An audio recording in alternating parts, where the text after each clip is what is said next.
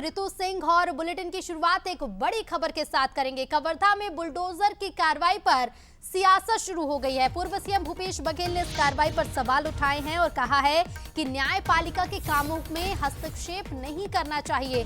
आरोपी को गिरफ्तार कर कड़ी कार्रवाई करें। इसके साथ ही भूपेश बघेल ने कहा कि फैसले करने का काम न्यायालय का है।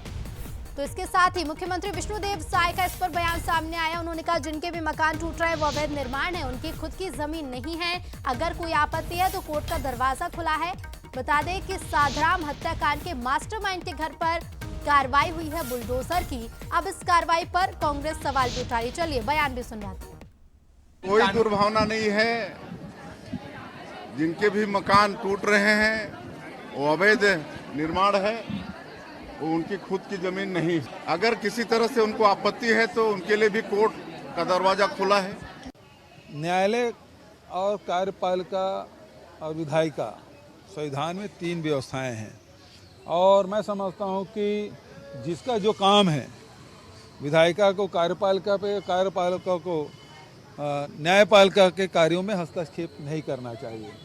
यदि आप कोई अपराध घटित होता है तो पुलिस प्रशासन की जिम्मेदारी है उसे गिरफ्तार करे, उसके खिलाफ कड़ी कार्रवाई करे। जो संविधान में, आईपीसी में, सीआरपीसी में जो धाराएं हैं उसको लगाएं। फैसला करने का काम न्यायालय का है।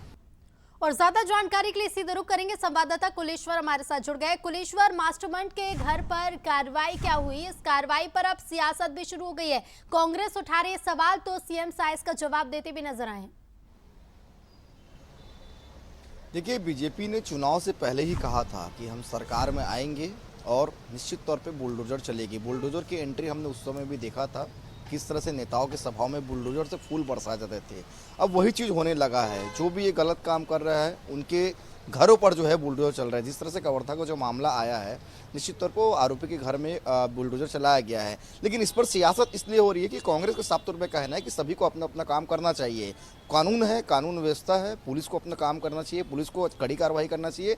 लेकिन जिस तरह से बुलडोजर अगर घर ढहाया जा रहा है वो कहीं ना कहीं गलत है, क्योंकि संविधान है, संविधान में हर किसी को अपना अधिकार है और अधिकार के तहत ही काम करना चाहिए। लेकिन बीजेपी का साफ तौर पर कहना है कि वो अवैध निर्माण था और अवैध निर्माण के तहत जो है वहाँ पे बुलडोजर चलाया गया। किसी को कोई आपत्ति है तो कोर्ट वो जा सकता है। देखिए, बुलडोजर की एंट्री पहले भी थी और भाजपा आ गई है तो बुलडोजर की एंट्री अब तो छत्तीसगढ़ में खुलेआम दिख रही है। जो भी अवैध निर्माण कर रहा है, जो भी अपराधी है, उनके घरों में ही बुलडोजर चलना शुरू हो गया। हमने देखा था जब बीजेपी की सरकार बनी शुरू में ही जितने भी अवैध निर्माण जो सड़कों के किनारे थे उसमें भी बुलडोजर चली थी। लेकिन अब अपराधियों के घर में ही बुलडोजर चलाना शुरू हो गया। एक मैसेज भारतीय जनता पार्टी देना चाहती है कि अपराधी सुधर जाए, नहीं तो निश्चित तौर पर आने वाले समय में जो भी ऐसे जघन्य अपराध करेगा उनके घरों में बुलडोजर साफ तौर पर छत्तीसगढ़ में चलेगी। बिल्कुल, और इस पर यह सियासत आगे कहाँ जाकर थमेगी ये भी देखना दिलचस्प होगा। कुलेश्वर, शुक्रिया आपका हमसे जुड़ने के लिए और जानकारी के लिए।